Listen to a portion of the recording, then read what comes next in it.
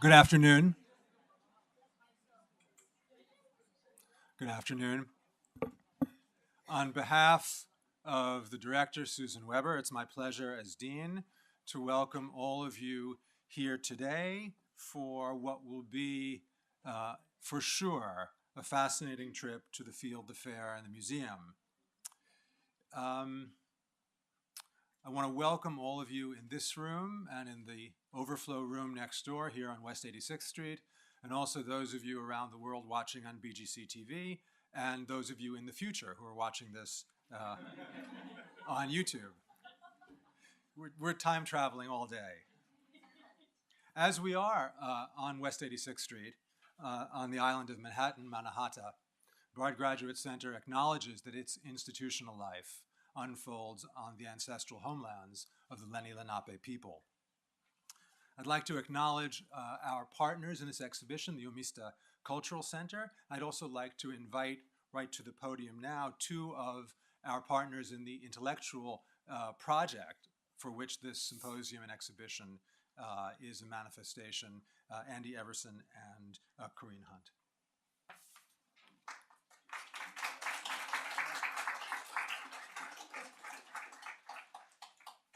Kailakas daukla nukwam kumpilagilis kayutlin la kumoks. We'd like to, as descendants of George Hunt, we'd like to thank the Lenni Lenape people for allowing us onto their traditional territories, and for this important work that our grandfather did before us and that we still benefit from today.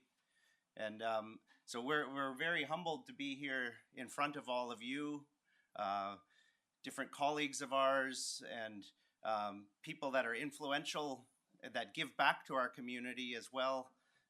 It's very important work that you're all doing, and we're so happy to be here. Erin asked if I could speak a little bit on my regalia, because it particularly embodies the story of George Hunt. And this particular tunic is his mother was a noblewoman from the Tlingit people in Alaska, and she was a Chilkat weaver. And she brought that weaving tradition down to the Kwakiutl people. And so this tunic represents her legacy through George Hunt.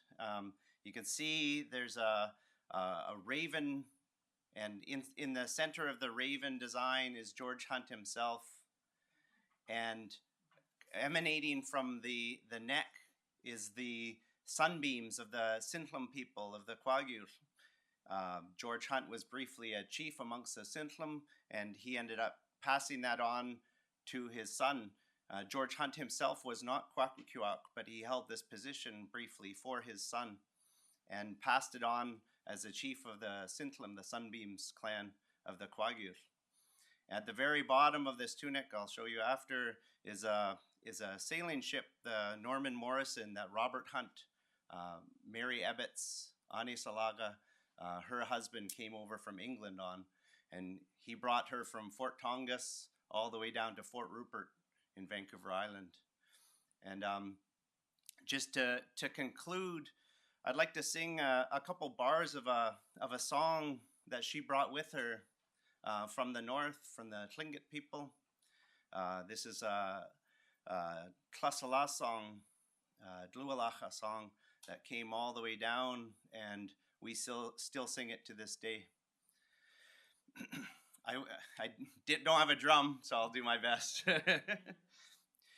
Woo ha woo ha ha ha, woo ha woo ha ha ha, woo ha woo ha woo ha ha, woo ha woo ha ha ha, woo ha woo hey woo woo woo woo ha adi do you quisanacha khastala haya woo ha woo ha ha ha ha adi do you quisanacha Hastala haya wo ha ha ha wo ha wo ha wo ha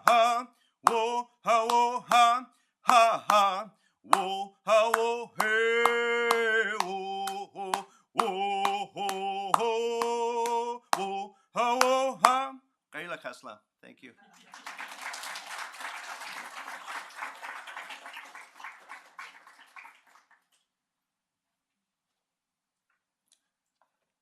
So I just want to say a couple of words more of introduction about the type of exhibition that this symposium is related to. The Focus project at the Bard Graduate Center began in January of 2011. In fact, our first exhibition was curated by Erin himself.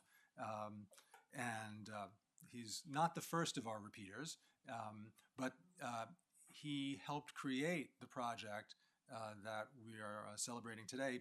Our 16th and 17th Focus exhibitions are on view in the gallery now.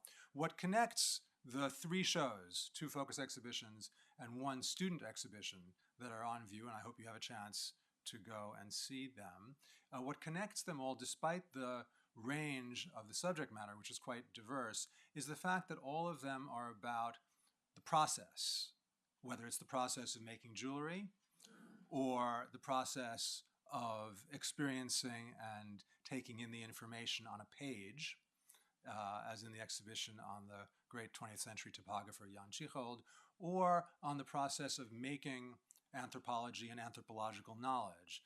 They're all about process, which is very appropriate because what the Bard Graduate Center embodies intellectually, and which is on view in all of the exhibitions that we produce, is precisely this idea of process, not just the process of making, but also the process of understanding how things are made and how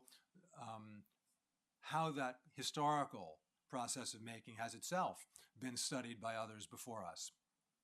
What's especially interesting about the Storybox, Erin's exhibition, is that it is an exhibition about a research project that was undertaken by 2 people, Franz Boas and George Hunt. What Erin did not mention is that he is a descendant, a grand student, as he puts it, of Franz Boas, and Corinne Hunt, whom you met before, is a great-grandchild of George Hunt. So we've brought together the generations here as well in this exhibition. But it is an exhibition about the process of learning, about how different components come together to make a story, and how we go about understanding the past, which is near and dear to our hearts. And so I'm very glad that to field, fair, and museum we can add another term, that's symposium, and therefore it's my pleasure to introduce the curator of the exhibition, Erin Glass, right now, please.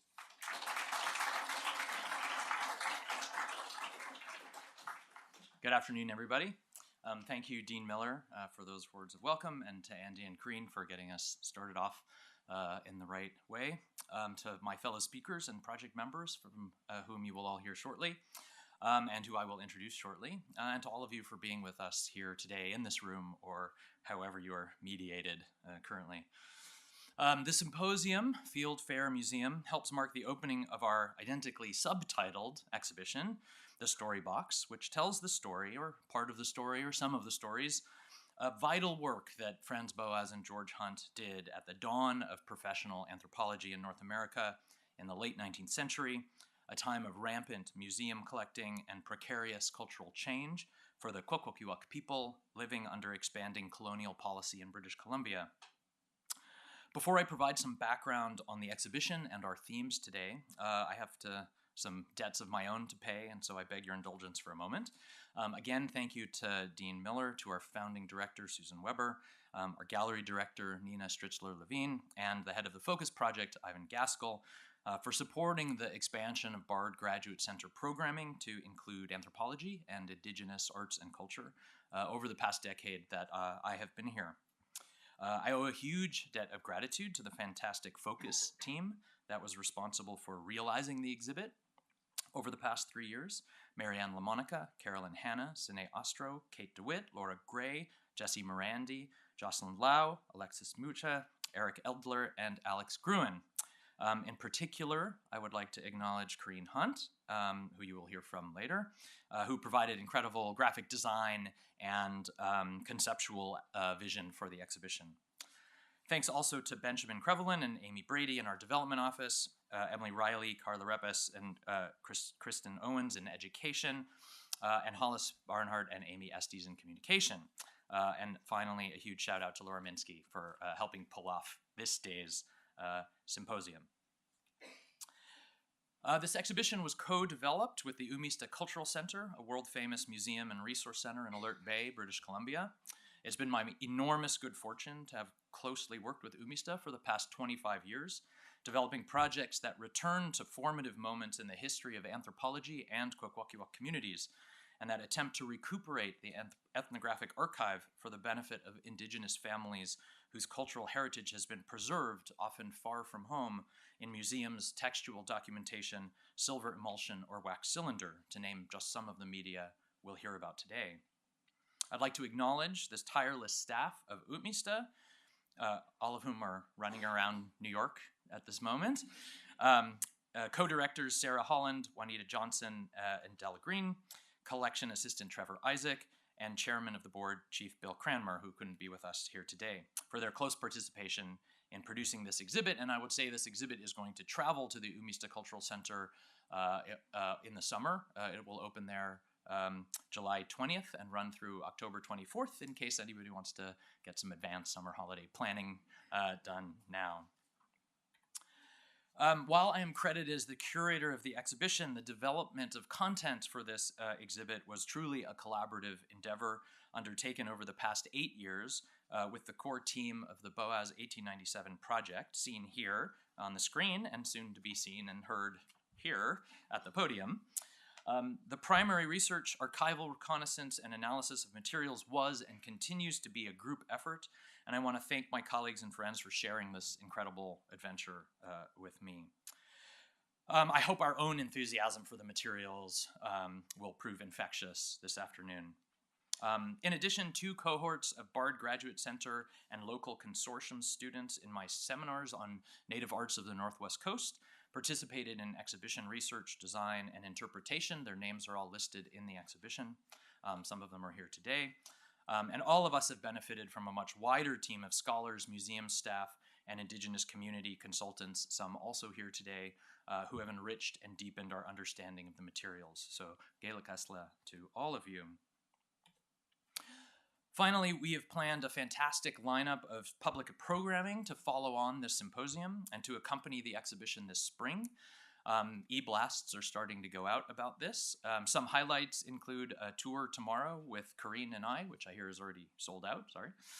An artists panel next week with Corrine and special guests, an artists residency with Maria Hupfield and Jason Lujan, a special screening of Edward Curtis's 1914 silent film In the Land of the Headhunters, which was one of my projects with Umista and which George Hunt and his extended family feature prominently in, accompanied by a live musical performance by Laura Ortman, a panel discussion on Indigenous experience at World's Fairs, and an evening of jazz and conversation with filmmakers Adam and Zach Khalil and artist Jackson Polis.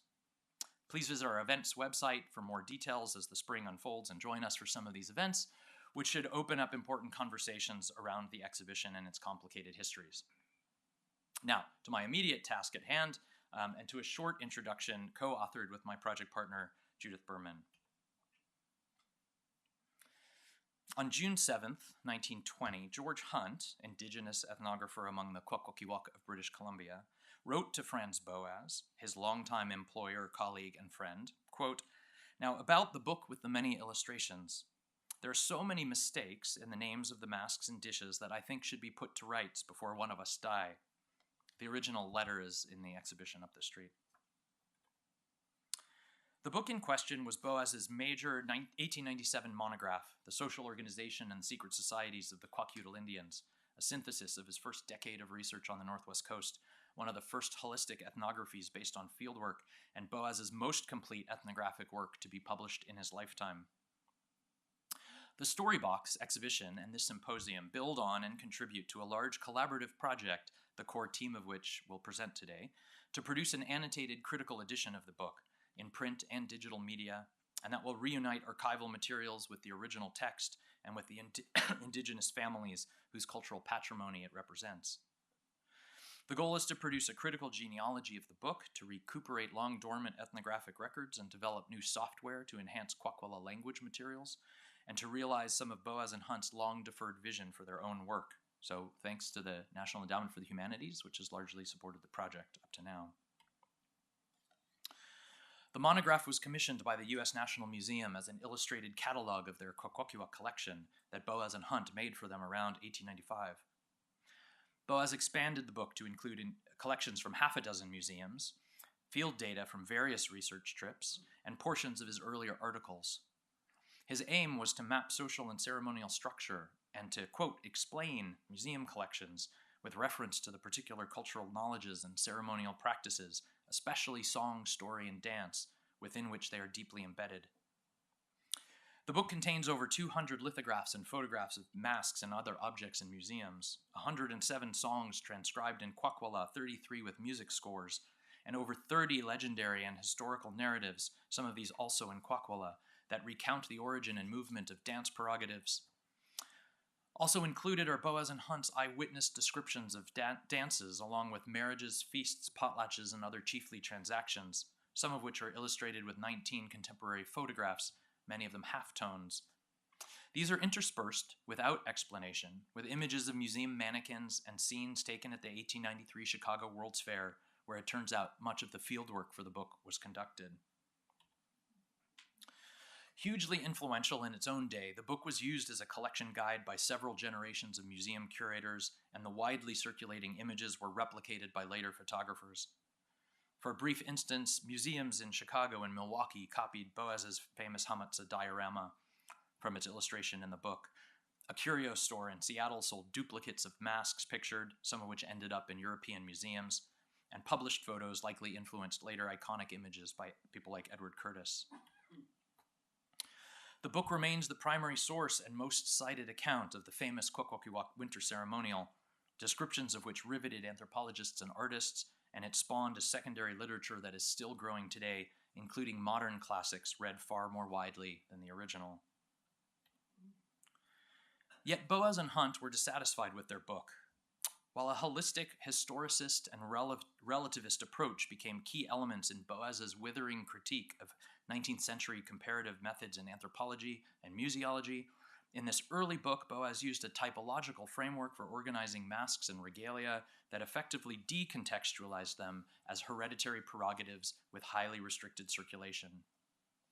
Hunt, meanwhile, understood Kwakiutl notions of history and chiefly title, but it was not until their extended encounters after 1894 that he was able to effectively communicate these to Boas. In fact, it was around this time that Boas solidified his concern about cultural bias and his interest in employing native ethnographers. Although Boas recognized the dynamism of indigenous cultures, the book conceals the three most important historical conditions of its own production: Canada's colonial assimilation policy, which banned the potlatch and its dances from 1884 to 1951, the 1893 World's Columbian Exposition, where Boas and Hunt coordinated a visiting troupe of around 20 Kwakiutl, and Hunt's proper status as a full co-author. You'll be hearing more about all of these things this afternoon. Starting in the early 1920s, Hunt took it upon himself to correct and expand the book, in part by reconnecting hereditary treasures to the families they belonged to. However, hundreds of pages of his emendations remained unpublished and were consigned to the archive after Boas's death. A combination of factors resulted in the global distribution of these materials that went into the making of the original book and its later corrections. Boas's own peripatetic early career left his ethnographic data scattered. Moreover, the administrative logic of the archive has isolated culturally related materials within borders defined by their unique media, thereby fracturing the very cultural holism that Boas called for in both museum collecting and anthropological documentation. Masks have been separated from their corresponding narratives, song lyrics from their wax cylinder recordings. This prevents a clear understanding of the book and severs each form of media from its ontological and epistemological basis in Kwakiutl culture. Reuniting these materials with the original text allows a number of insights into its production and afterlives, and helps to restore the integrity of the materials by uniting different media with each other and with their cultural provenance. And many of the repositories listed on the map are also lenders to the exhibition, and representatives from many of these are here with us today. So I'm very pleased about that, and thank you for your support of the project. Our Kwakiutl research partners have stressed recontextualization as the key goal of this project for their communities, where the book remains a significant but in some ways flawed document. They have indicated the importance of kwalagalich, breathing life into the book and archival materials by re-embedding masks, songs, and histories within cultural ontologies, by recognizing Hunt's contribution, including the nature of his collaboration with both Boas and his own indigenous sources, and by resituating Boas's ethnographic aims and practices historically within an anthropology both of then and now. Here you see a long list of the kinds of archival resources we are dealing with and about which we will all speak today. Today, our first four speakers will focus on the primary media utilized by Boas and Hunt: texts, museum objects, photographs, and wax cylinder recordings, and the main sites for their ethnographic recording: fieldwork in British Columbia, the Chicago World's Fair, and museums in North America and Europe. Our final two speakers, who you met a few moments ago, will address the legacy of the book and of anthropology more broadly within Kwakiutl communities. And then our special guest discussant will tie it all together for us. Before closing, I just want to point out on this map where the Kwakiutl territory is, here on the north end of Vancouver Island and the central coast of British Columbia. This map shows the objects in the exhibition and their likely collection locations. The 1897 book contains cultural materials primarily related to 4 of around 20 Kwakiutl bands with which we're actively working to varying degrees: the Kwakiutl at Fort Rupert, the Numgis in Alert Bay, the Guskimuk from Quatsino Sound, and the Nakwakdauch, originally from Blunden Harbor, now resident in Port Hardy, adjacent to Fort Rupert. In crucial ways, Boas and Hunt's book embodied many of the ideals of contemporary museology. It attempted, at least, to document collections with detailed indigenous knowledge. It was deeply collaborative and multivocal, and it used mixed media to provide rich sensory contextualization. Yet due to the limited publishing technologies of the time, the disciplinary and colonial regimes of museum and archival taxonomy, and Boas's own limited early understandings of Kwakiutl ontologies, the project never realized its own full ethnographic potential. We hope that our critical edition and exhibition might not only retextualize crucial aspects of Boas's development as a linguist, ethnographer, museum anthropologist, and theoretician, but also replace his and Hunt's groundbreaking efforts into dialogue with the indigenous knowledges that they once tried to salvage and that they continue to mediate to this day. With that, I'm pleased to briefly introduce our speakers in the order in which they will present. We will each speak for around 15 minutes. We'll leave a few minutes after each speaker for very urgent questions. And then at the end of the afternoon, we have set aside a whole half an hour for panel discussion and Q&A on the broader issues raised by the papers. So save your big questions for the end. Our first speaker is my project co-director, Judith Berman, adjunct professor of anthropology at the University of Victoria and author of numerous works on George Hunt, Kwakwala linguistics, and ethnohistory on the Northwest Coast. I will follow her. I'm an associate professor of anthropology, material culture, and museum studies here at Bard Graduate Center. Next up is Ira Jackness, research anthropologist at the Phoebe Hearst Museum at UC Berkeley, and a specialist in visual media, museum collections, and the history of anthropology. Then we'll hear from Rainer Hatum, research associate in anthropology at the Goethe University in Frankfurt, a specialist in Native American music, and the only person on the planet who can read Franz Boas's handwriting. After that will be, about which you'll hear. After that will be Andy Everson, a Comox artist, ceremonialist, family historian, and researcher who's one of the primary community liaisons on our project team. Following Andy will be Corinne Hunt, a Comoye artist, designer, and project advisor who also contributed graphic and conceptual design to the Storybox exhibition. I'd also, in addition to being descendants from George Hunt, I'd also like to point out that both Andy and Corinne have degrees in anthropology. So the distance between those of us in the field and our various kinds of training is not as far as one might imagine. Finally, I'm pleased to welcome our discussant, Barbara Kirschenblatt-Gimlet, legendary folklorist, an advisor, and chief curator of the Core exhibition at the Poland Museum of History of Polish Jews in Warsaw, and a professor emerita in performance studies at New York University. So, to get us started, please join me in welcoming Judith Berman. Thank you.